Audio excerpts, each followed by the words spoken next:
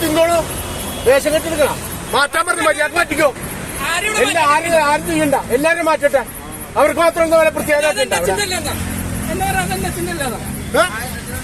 പിന്നെ ആരേത് നിന്റെ കാർന്നോരെ ഒപ്പ് അഭ്യാസം ഇട്ടാണല്ലോ.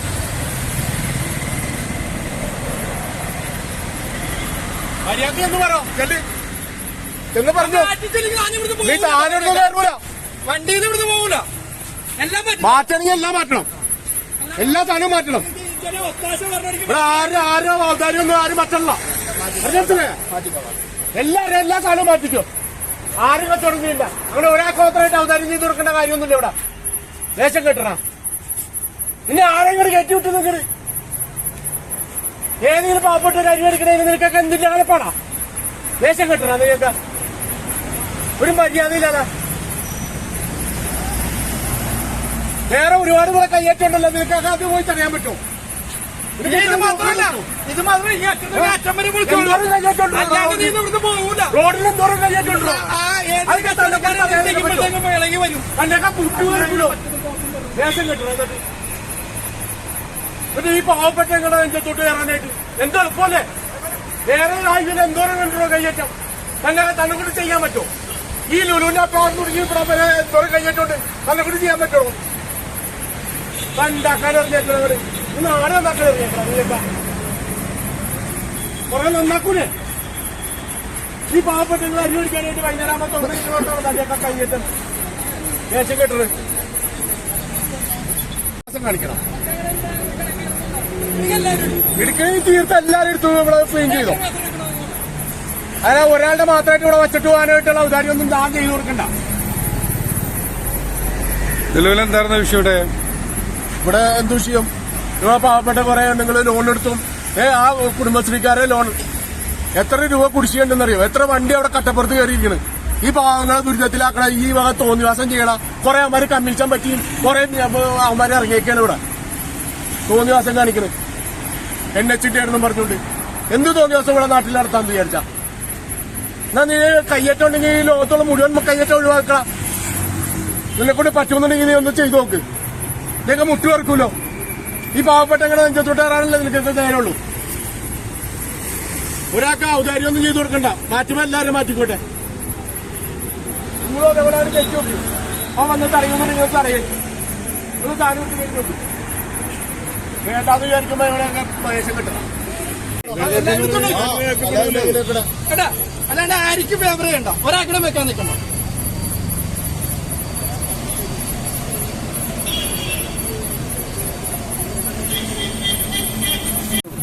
അന്യായം ഒന്നും പറഞ്ഞില്ലല്ലോ. ഞങ്ങള് പറഞ്ഞത് എല്ലാവരുടെയും മാറ്റണമെന്നോ ഒരാക്കിടെയായിട്ട് ഫേവർ ഒന്നും അല്ലെങ്കിൽ അത് ഹൈവേയുടെ സ്ഥലമല്ല, മറ്റത് ഹൈവേയുടെ സ്ഥലമല്ല. കാല് കുടിച്ചോളം പറഞ്ഞാൽ ഉണ്ടാക്കിയ ഭക്ഷണം തീർത്തിട്ട് പ്രിയൊക്കെ എന്തോരം കഷ്ടപ്പെട്ടിട്ടാണ് ടാക്സ് ബുദ്ധിമുട്ടുണ്ട്. അപ്പൊ നിങ്ങൾ എന്താണെന്ന് നിയമം നടപ്പിലാക്കും. ഒരാൾക്ക് മാത്രമായിട്ടല്ല, എല്ലാവരും നിയമത്തിൽ 15 ദിവസം നോക്കുമ്പോ ശരിക്കും നോട്ടീസ് കൊടുക്കേണ്ടത്. ആർക്കും നോട്ടീസ് ശരിക്കും പറഞ്ഞാൽ രേഖാമൂലം നോട്ടീസ് കൊടുക്കേണ്ട വിഷയമല്ലേ ഇത്? ഞങ്ങൾ ഇവരെ ന്യായീകരിക്കണില്ല. ഒരു കയ്യേറ്റം ചെയ്തതും തോന്നിവാസം നടത്തുന്നതും എത്ര രൂപയുടെ നഷ്ടപരിക്കുണ്ടാക്കി വെച്ചേക്കണം. ഞാൻ നേരത്തെ പറഞ്ഞാലേ എന്തിനൊരു സാമാന്യ മര്യാദ കിട്ടുന്നു. കാല് പിടിച്ചോണ്ട് അവിടുന്ന് നാട്ടുകാരൊക്കെ പറഞ്ഞില്ല ഭക്ഷണം വിറ്റ് തീർത്തിട്ട് അവർ പൊയ്ക്കോളും.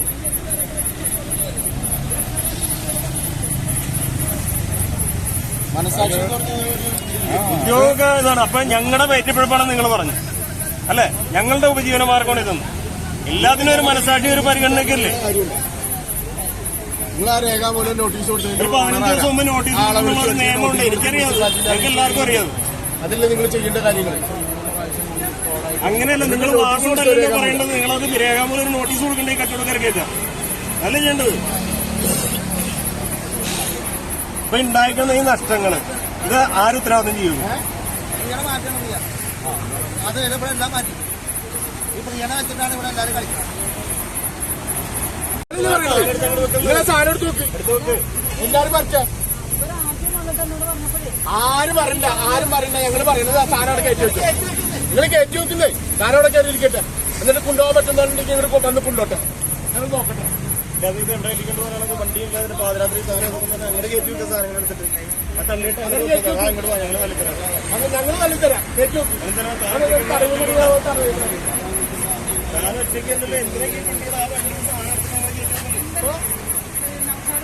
ഇവര് വന്ന് ആദ്യം പറഞ്ഞപ്പോഴത്തേക്കും ഞാൻ പറഞ്ഞതാണ് ഈ ഇവിടെ ഉദ്യോഗസ്ഥന്മാരെ ഇപ്പണ്ടല്ല കൊമ്പച്ച് കറ്റപ്പെട്ട് വന്നിട്ടാ ഞാൻ ഈ നേരം വരെ ഇവിടെ നിന്നത്. ഇതൊക്കെ ആലോചിച്ചിട്ട് വേണം ഇങ്ങനെയുള്ള കാര്യങ്ങളെ അവരെ മാറ്റി നിന്ന് പോയാൽ മതി.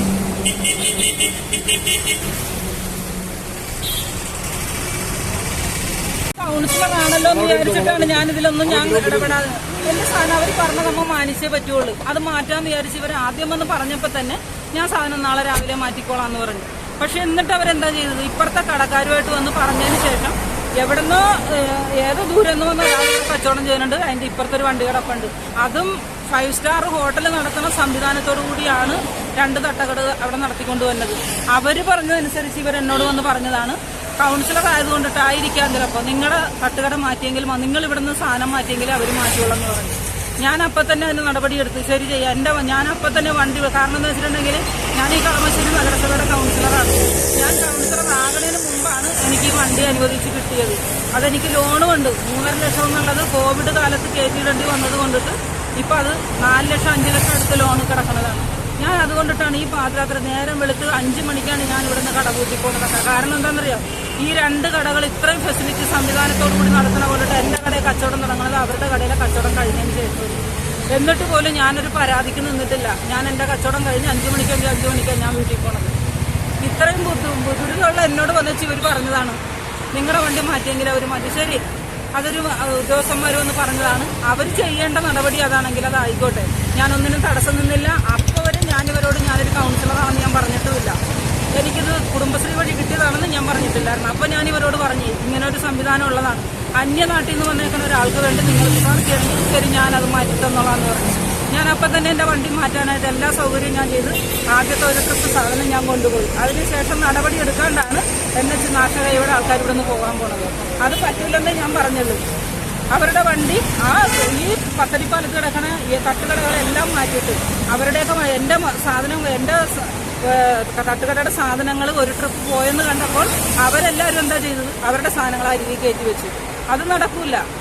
സാധനം മാറ്റിയിട്ട് മാത്രം ഞാൻ എൻ്റെ മര്യാദ ഞാൻ ചെയ്തിട്ടുണ്ട്. ഞാനൊരു കൗൺസിലറാണ്, ഞാനത് മാനിച്ചേ പറ്റുള്ളൂ. അതുകൊണ്ടിട്ട് നിങ്ങൾ ആ സാധനം മാറ്റിയിട്ട് പോയാൽ മതി.